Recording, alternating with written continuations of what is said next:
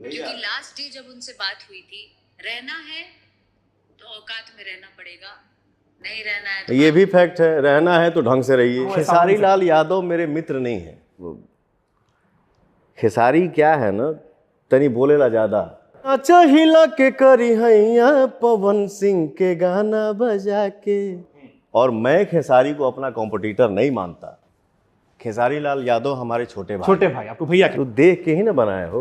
हमारी है दिन रह गई बाकी उनका स्टेज पर हम अपन गाना बजवाई। आपने ये नहीं पूछा उनसे कि हाँ आप सिंगर बने कैसे। इस धरती पे कौन कौन कितने % ऐसे व्यक्ति हैं जो अपना धन किसी और को दे देंगे। अपने मुंह से अपना बड़ाई अच्छा नहीं लगता है। बड़ा खेसारी पवन सिंह जी। तो हमने कहा कुछ और निकालते अंदर से। तो हमने कहा ये कहाँ शुरू होगा, इसकी जड़ पकड़ने की कोशिश करते हैं। तो जड़ पकड़ते पकड़ते हमको एक किस्सा मिला एक नेपाली फैन का कि इसकी बोहनी कहाँ से हुई थी। तो किसी ने कहा हमसे, हमने कई लोगों से पूछा तो किसी ने कहा कि कभी किसी नेपाली फैन ने शायद खेसारी का टैटू बनवा लिया था, तो उसके बाद फैन वॉर शुरू हो गया, क्योंकि आप लोग के फैन बड़े लॉयल हैं। कुछ भी हो, छोटा भाई है तो ये पॉसिबल है सर कि हम लोग एक साथ आएंगे ही आएंगे। पावर एजे से शुरू होला, एजे से खत्म हुई। पावर तो सर के कहां से ले ली, झमकावला से हुई। हेलो, मैं ही हूँ इंडस्ट्री का करता धरता। I am power star Pawan Singh. दोस्त पत्रकार हो तो शुभांकर मिश्रा जैसा हो। दोस्त भोजपुरी इंडस्ट्री जो विवादों से भरा हुआ है, और भोजपुरी इंडस्ट्री में मोस्ट अगर विवाद किसी चीज को लेकर होता है और किसी इंसान से होता है तो वो है पवन सिंह, खेसारी लाल यादव और अक्षरा सिंह। और भोजपुरी इंडस्ट्री में अक्सर ये देखा जाता है कि कहीं पर अगर खेसारी लाल यादव काम कर रहे हैं तो वहाँ पे पवन सिंह नहीं करेंगे, और पवन सिंह कर रहे हैं तो खेसारी लाल यादव नहीं करेंगे। यहाँ तक कि हम अक्षरा सिंह को तो अभी साइड में ही रख रहे हैं। लेकिन शुभांकर मिश्रा का ही एक ऐसा चैनल है जहाँ पर पहले अक्षरा सिंह ने इंटरव्यू दिया, बाद में खेसारी लाल यादव ने दिया, फिर आज मतलब पवन सिंह ने भी इंटरव्यू दे दिया। मतलब पत्रकार में दम तो है दोस्त। जब पावर स्टार पवन सिंह का इंटरव्यू या पॉडकास्ट कहे आया है तो सबसे पहले पावर स्टार पवन सिंह के पावर के बारे में बात करेंगे। दोस्त बात करें शुभांकर मिश्रा के इस पॉडकास्ट का जो पवन सिंह के साथ किया है, इससे जो है ना मात्र 1 घंटा में 10,000 सब्सक्राइबर बढ़ा है शुभांकर मिश्रा के चैनल पे। और व्यूज़ की बात करें तो मतलब जब मतलब उस वीडियो को रिलीज किया, जब ही से मतलब इतने लोग देखने आ गए कि 1 घंटा के अंदर अंदर ही 2,13,000 व्यूज़ आ चुके थे। जो कि एक गाना रिलीज होता है पवन सिंह का तो उसमें भी इतना ज़्यादा व्यूज़ नहीं आता है। और काफ़ी पॉइंट है इस वीडियो में, काफ़ी चीज़ों को क्लियर किया गया है और काफ़ी चीज़ों को क्लियर नहीं किया गया है, इसीलिए मैं ये वीडियो बना रहा हूँ।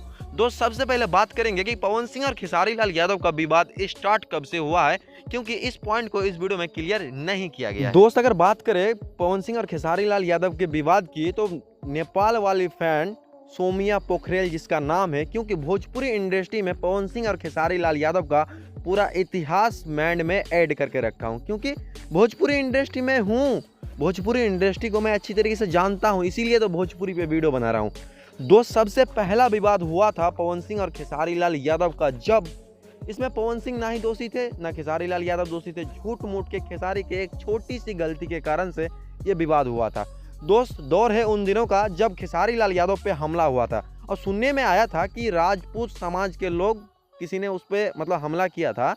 तो खेसारी लाल यादव तो है ही बड़ बोला, पवन सिंह ने भी बोला है कि थोड़ा ज़्यादा बोलता है। आ गया लाइव आके सीधे मतलब राजपूत समाज को टारगेट किया था कि हमको राजपूत समाज के लोग मार रहे हैं, राजपूत समाज के लोग हमें सपोर्ट नहीं कर रहे हैं। इसी बात को लेकर जो है ना खेसारी लाल यादव, जो भी यादव हैं तो यादव लोग खेसारी लाल यादव को सपोर्ट करने लगे, और जो भी राजपूत लोग थे वो पवन सिंह को सपोर्ट करने लगे, और फैन आपस में लड़ने लगे कि हमारा स्टार बड़ा है, वो कहता है कि हमारा स्टार बड़ा है। यहाँ पर सोमिया पोखरेल का दूर दूर से कोई नाता नहीं है, और ऐसे लड़कियों की नाम इतने बड़े चैनल पे कैसे ले लेते हैं हमको समझ में नहीं आता यार।